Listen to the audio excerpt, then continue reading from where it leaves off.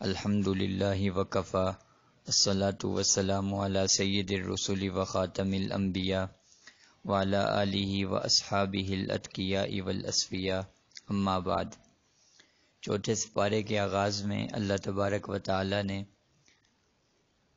اپنی راہ میں خرچ کرنے والوں کو حکم دیا اور اس بات کی ہدایت دی کہ میری راہ میں پسندیدہ مال کو اور عمدہ مال کو خرچ کیا جائے۔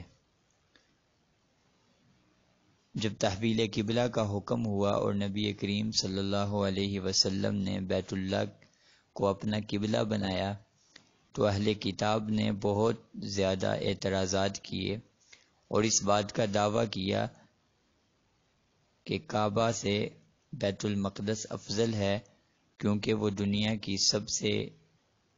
پہلی عبادت گاہ اور سب سے پہلا گھر ہے اور یہ انبیاء کا قبلہ ہے۔ تو اللہ تعالیٰ نے اہل کتاب کے رد میں بیت اللہ کی 3 بڑی خصوصیات کو بیان فرمایا۔ پہلی خصوصیت یہ بیان کی کہ روئے زمین پر سب سے پہلی عبادت گاہ وہ بیت اللہ ہے۔ ان اول بیت وضع للناس للذی ببکۃ مبارکہ۔ دوسری خصوصیت یہ بیان کی کہ بیت اللہ کے اندر کچھ ایسی نشانیاں ہیں جو اس کے اعزاز کو، جو اس کے شرف اور فضیلت کو واضح کرتی ہیں اور اس کی نشانیاں ہیں۔ ان میں مقام ابراہیم ہے، حتیم کعبہ ہے اور اسی طرح زمزم ہے۔ اور تیسری خصوصیت یہ بیان کی کہ جو شخص بھی حرم میں داخل ہو جاتا ہے وہ امن حاصل کر لیتا ہے، اور ظاہر بات ہے یہ خصوصیت سوائے بیت اللہ کے کسی کو حاصل نہیں، لہذا سب سے افضل ترین جگہ وہ بیت اللہ ہے۔ اور پھر اس کے ذیل میں اللہ تعالیٰ نے اہل ایمان کو حکم دیا کہ وہ اس گھر کی زیارت کے لیے سال میں 1 مرتبہ آئیں، اگر ان کے پاس طاقت ہو اور سفر کے اخراجات ہوں، اور جو دیگر چیزیں ہیں، اگر عورت ہے تو وہ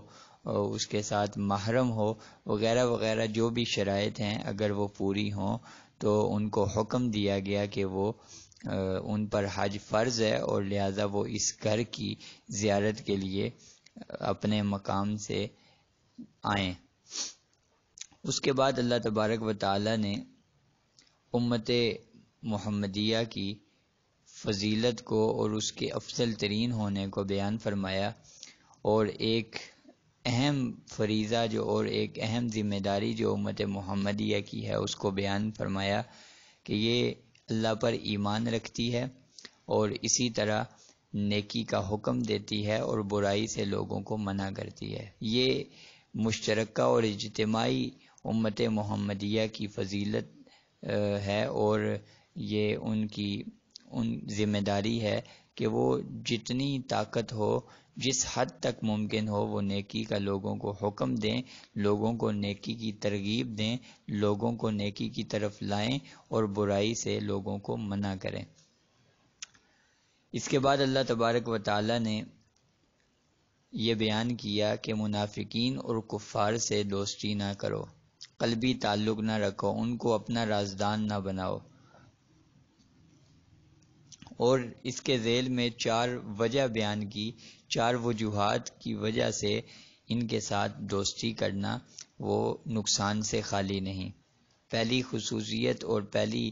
وجہ یہ ہے کہ یہ ہمیشہ اہل ایمان کو نقصان پہنچانے کی کوشش کرتے ہیں، کوئی موقع ہاتھ سے نہیں جانے دیتے، اس لیے ان کے ساتھ دوستی نہ کی جائے۔ اور دوسری وجہ یہ بیان کی کہ دین اور دنیا دونوں کے اعتبار سے ان کی دلی چاہت اور تمنا ہے کہ اہل ایمان پریشانی میں، مصیبت میں مبتلا رہیں اور ان کو ہمیشہ تکلیف ہی رہے، تو یہ ان کی جو ہے دلی چاہت ہے۔ اور تیسری وجہ یہ بیان کی کہ ان کے جو چہرے ہیں اور ان کی جو باتیں ہیں وہ اہل ایمان کے لیے بغض اور حسد کو، عداوت کو ظاہر کرتی ہیں، اور پھر چوتھی بات اور وجہ یہ بیان کی، اور جو ان کے دل میں جو بغض ہے، حسد ہے، کینہ ہے، اور آپ کے بارے میں اہل ایمان کے لیے جو عداوت ہے، وہ ان کی باتوں سے کہیں زیادہ خطرناک اور سخت ہے، اس لیے ان کے ساتھ دوستی نہ کی جائے۔ اور گزشتہ تیسرے پارے کے خلاصے میں ہم نے بیان کیا تھا کہ ایمان والوں کو حکم دیا گیا کہ مومنین کو چھوڑ کے کافروں کے ساتھ دوستی نہ کریں، لہذا خلاصہ یہ نکلتا ہے کہ ایمان والوں کو چاہیے وہ آپس میں ایک ہونے کی کوشش کریں، بجائے کافروں کو اپنا دوست بنانے کے آپس میں دوست بن کے رہیں۔ اس کے بعد اللہ تبارک و تعالی نے حق و باطل کا سب سے پہلا جو معرکہ پیش آیا اس کو بیان کیا، غزوہ بدر کے نام سے جو مشہور ہے۔ یہ بہت عظیم معرکہ تھا جس میں اللہ تعالیٰ نے باوجود مسلمانوں کی مادی اعتبار سے، فوج کے اعتبار سے، وسائل کے اعتبار سے کمی کے، اللہ تعالیٰ نے مسلمانوں کو فتح عطا کی اور ان کی غیبی مدد اور نصرت فرمائی، اور تھوڑے سے ہو کر بھی اللہ تعالیٰ نے زیادہ پر غالب کیا، اور یہ اسلام کی فتح تھی، اور یہ سب سے پہلا معرکہ تھا، اور اس دن کو یوم الفرقان بھی کہا جاتا ہے۔ یہ غزوہ بدر کا ذکر سورہ آل عمران میں یہ بالکل مختصر الفاظ میں کیا۔ اصل جو غزوہ احد ہے اس کو سورہ آل عمران میں اللہ تبارک و تعالی نے بیان کیا، اور تقریباً 55 آیات میں غزوہ احد کا ذکر کیا گیا۔ اس میں غزوہ احد کے جو اسباب تھے، جو حکمتیں تھیں، اور اسی طرح جو غلطیاں ہوئی تھی ان پر تنبیہ کی گئی، تنقید کی گئی، اور بعض مقامات پر پھر تعریف بھی کی گئی۔ اور ہوا یہ کہ غزوہ بدر میں جب کافروں کو بہت بری طرح منافقین مشرکین مکہ کو شکست ہوئی تو انہوں نے جنگ کی تیاری کی اور انتقام کے لیے بھرپور انداز میں محنت شروع کی۔ چنانچہ 3 ہجری میں غالباً شوال کا مہینہ تھا، انہوں نے ابو سفیان کی قیادت میں مدینہ پر چڑھائی کی، اور 3000 جنگجوؤں پر مشتمل یہ لشکر، جن میں 200 گھوڑ سوار تھے اور اسی طرح 700 زیرہ پوش تھے اور 3000 اونٹ تھے اور 7 عورتیں بھی تھیں، تو انہوں نے مسلمانوں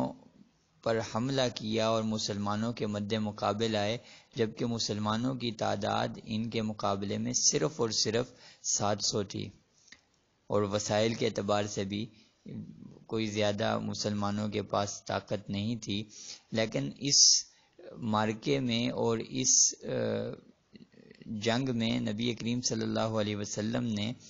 ایک پہاڑی پر حضرت عبداللہ بن جبیر رضی اللہ تعالیٰ عنہ کی قیادت میں 50 افراد کا ایک دستہ متعین کیا، اور ان کو یہ حکم دیا کہ آپ نے فتح کی صورت میں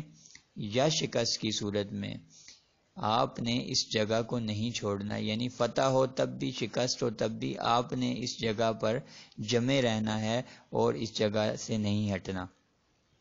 جب مسلمانوں نے حملہ کیا، آپس میں جنگ شروع ہوئی، تو چند ہی منٹوں میں جو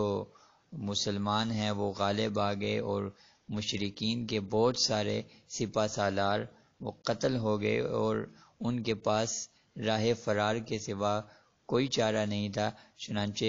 وہ بھاگ نکلے اور مسلمان جو ہے وہ مال غنیمت سمیٹنے لگے۔ فتح کو دیکھ کر اس پہاڑی پر جہاں نبی کریم صلی اللہ علیہ وسلم نے 50 افراد کا دستہ متعین کیا تھا، وہ بھی سوائے 9 یا 10 صحابہ کے سارے اتر آئے اور اپنے بھائیوں کے ساتھ اور مسلمانوں کے ساتھ مل کر مال غنیمت کو سمیٹنے لگے۔ تو اس موقع سے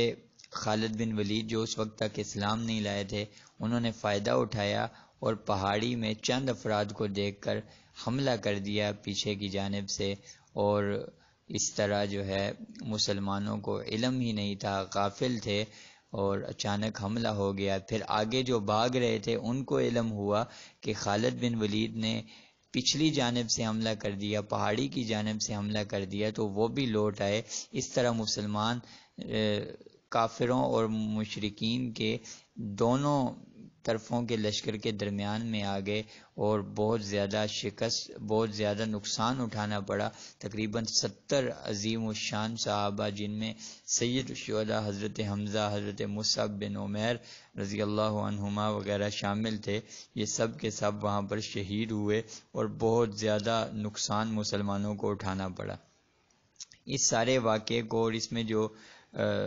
غلطی ہو گئی اس کو اللہ تعالیٰ نے بیان کیا۔ پھر جب احد کے شہداء کی تدفین ہوئی اور اس کے بعد اطلاع ملی کہ ابو سفیان وہ دوبارہ حملہ کرنے کے لیے تیار ہے اور وہ حملہ کرنا چاہتا ہے، تو نبی کریم صلی اللہ علیہ وسلم نے اس حالت میں بھی، جبکہ اپنے 70 صحابہ اور ساتھی شہید ہو گئے، صحابہ زخمی ہیں، اس حالت میں بھی اور تھکاوٹ ہے، اس کے باوجود نبی کریم صلی اللہ علیہ وسلم اپنے صحابہ کے ساتھ روانہ ہوئے، اور تقریباً 8 میل کا فاصلہ نبی کریم صلی اللہ علیہ وسلم نے طے کیا، اور پھر اللہ نے مشرکین کے دل میں رعب ڈالا اور وہ مکہ کی جانب لوٹ گئے اور پھر دوبارہ حملہ نہیں کر سکے۔ اس سارے واقعے کو اللہ تعالیٰ نے 55 آیات میں بیان کیا، اور صحابہ کی نبی کریم صلی اللہ علیہ وسلم کے ساتھ وفا، کہ اس حالت میں کہ جب وہ زخمی تھے، تھکے ہوئے تھے، نڈھال تھے، لیکن حضور نے جب حکم دیا تو وہ 8 میل کا سفر حضور کے ساتھ طے کر کے حمراء الاسد کے مقام پر پہنچے اور دوبارہ مقابلہ کرنے کے لیے تیار رہے، لیکن مشرکین بھاگ نکلے اور وہ مکہ پہنچ گئے، اور ان کو جرأت نہیں ہوئی کہ وہ مسلمانوں پر حملہ کر سکتے۔ اس غزوہ احد کو بیان کرنے کے بعد پھر اللہ تعالیٰ نے آخری رکوع میں اہل ایمان کی کچھ نشانیاں بیان کی کہ وہ ہر حال میں اللہ تعالیٰ کو یاد کرتے ہیں، اور ارض و سما کی جو تخلیق ہے، زمین و آسمان کی تخلیق کے بارے میں غور فکر کرتے ہیں، اور اپنے رب کریم سے مختلف قسم کی دعائیں کرتے ہیں اور دعائیں مانگتے ہیں۔ اور بالکل آخر میں اللہ تعالیٰ نے اہل ایمان کو 4 چیزوں کا حکم دیا، یا ایھا الذین آمنوا اصبروا وصابروا ورابطوا واتقوا اللہ۔ پہلی چیز یہ صبر، دین پر جمے رہنا اور مشکلات میں، مصائب میں دل برداشتہ نہ ہونا اور دل کو چھوڑنا نہ اور ثابت قدم رہنا، یہ پہلی چیز، پہلا حکم۔ اور دوسرا یا ایھا الذین آمنوا اصبروا وصابروا، مصابرہ، دشمن کے مقابلے میں زیادہ استقامت دکھانا، شجاعت کا مظاہرہ کرنا۔ ایمان والوں کو حکم ہے کہ وہ دشمن کے مقابلے میں ثابت قدم رہیں اور شجاعت کا، بہادری کا، دلیری کا مظاہرہ کریں۔ اور اس کے بعد تیسرا حکم دیا مرابطہ۔ مرابطہ کہتے ہیں کہ سرحدوں پر دشمن کے مقابلے کے لیے تیار رہنا اور سرحدوں پر قائم رہنا۔ اور چوتھا جو سب سے اہم حکم ہے وہ یہ ارشاد فرمایا کہ ہر حال میں، ہر جگہ پر، چاہے جنگ کی صورت ہو، چاہے امن کی صورت ہو، ہر صورت میں اللہ تعالیٰ سے ڈرتے رہنا۔ تو اس طرح سورہ آل عمران مکمل ہوئی، اور اس کے بعد سورۃ النساء کا آغاز ہوتا ہے۔ سورۃ النساء، نساء عربی میں عورتوں کو کہا جاتا ہے۔ اس صورت میں چونکہ عورتوں کے مسائل بیان کیے گئے، اس لیے اس صورت کا نام سورۃ النساء ہے۔ یہاں یہ بات بھی توجہ کرنے کی ہے اور قابل غور ہے کہ اللہ تعالیٰ نے سورۃ النساء نازل فرمائی، لیکن پورے قرآن میں کوئی ایسی صورت نہیں جس کا نام سورۃ الرجال ہو۔ تو یہ عورتوں کا اعزاز ہے، اور عورتوں کو اللہ نے جو حق دیا ہے جو ان کو فضیلت عطا کی ہے، جن حقوق سے نوازا ہے، یہ اس کی ایک عکاسی کرتا ہے کہ سورۃ النساء کے نام سے اللہ تعالیٰ نے پوری سورت کو اتارا۔ اس سورت کے آغاز میں اللہ تبارک و تعالیٰ نے یہ بیان فرمایا کہ اگر طاقت ہو، نان نفقہ ہو اور جان کے اعتبار سے بھی اگر حقوق پورے کرنے کی طاقت ہو تو 2، 3، 4 شادیاں کی جا سکتی ہیں، اور اگر اس بارے میں خوف ہو اور سب کے حقوق میں کمی کوتاہی کا ڈر ہو تو ایک بیوی سے ہی، ایک عورت سے ہی شادی کی جائے۔ سب سے پہلے اس چیز کو بیان فرمایا۔ اس کے بعد اللہ تبارک و تعالی نے میراث کے مسئلے کو بیان کیا کہ عورتوں کو وراثت میں حصہ دیا جائے، اور کس کا کتنا حصہ ہے اس کو بڑی تفصیل کے ساتھ اللہ تبارک و تعالی نے بیان کیا۔ ہوتا یہ تھا کہ اسلام سے پہلے عورتوں کو میراث میں سے کوئی چیز نہیں دی جاتی تھی، اور ان کے بارے میں یہ بات مشہور تھی اور کہتے تھے کہ ہم کیسے ان کو مال دیں جو نہ گھوڑے پر سوار ہو سکے، نہ تلوار اٹھا سکے، اور نہ ہی دشمن کا مقابلہ کر سکے، اسے کیوں اپنی میراث دیں اور وراثت میں سے حصہ دیں۔ تو اسلام نے آ کر جب اسلام کا سورج طلوع ہوا اور اسلام آیا تو اس نے اس رسم بد کا خاتمہ کیا اور اہل ایمان کو حکم دیا کہ وہ عورتوں کو بھی وراثت میں حصہ دیں، اور ان کا باقاعدہ جو حصہ ہے اس کو بیان کیا۔ اس کے بعد اللہ تبارک و تعالی نے بالکل سورت کے آخر میں ان عورتوں کا ذکر کیا جن کے ساتھ نکاح کرنا جائز نہیں ہے اور جن کے ساتھ نکاح کرنا حرام ہے۔ ان محرمات کا اللہ تعالیٰ نے ذکر کیا، اور یاد رکھیے جو حرمت ہے یعنی جن عورتوں سے شادی نہیں ہو سکتی، اس کی 3 بنیادی وجہ ہیں۔ ایک تو نسب ہے، یعنی نسبی خونی رشتے جو ہیں، تو خونی رشتوں کی وجہ سے بعض عورتیں ان کے ساتھ نکاح نہیں ہو سکتا۔ اسی طرح دوسری چیز ہے وہ مصاہرت کے رشتے کی وجہ سے، مطلب سسرالی وغیرہ، تو رشتے کی وجہ سے بعض عورتوں کے ساتھ نکاح نہیں ہو سکتا۔ مثلا بیوی ہے، ایک عورت سے شادی کر لی تو اس کی ماں کے ساتھ اب نکاح نہیں ہو سکتا۔ کس وجہ سے؟ اس وجہ سے کہ وہ اس کی ساس بن گئی تو نکاح نہیں ہو سکتا۔ اسی طرح تیسری جو چیز ہے، تیسری وجہ ہے عورتوں کے حرام ہونے کی، وہ ہے رضاعت، کہ رضاعت کی وجہ سے، دودھ پینے کی وجہ سے بھی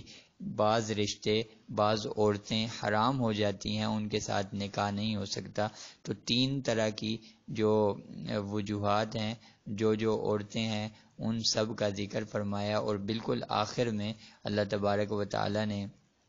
جو متع ہے اس کی حرمت کو بیان کیا، اور متع جیسے زنا حرام ہے تو متع بھی حرام ہے، اور متع زنا ہی ہے، الگ کوئی چیز نہیں ہے۔ تو اللہ تعالی ہمیں ہر قسم کے گناہ سے بچنے کی توفیق عطا فرمائے، اور مکمل طور پر دین کے مطابق زندگی گزارنے کی توفیق عطا فرمائے۔ وآخر دعوانا ان الحمد للہ رب العالمین۔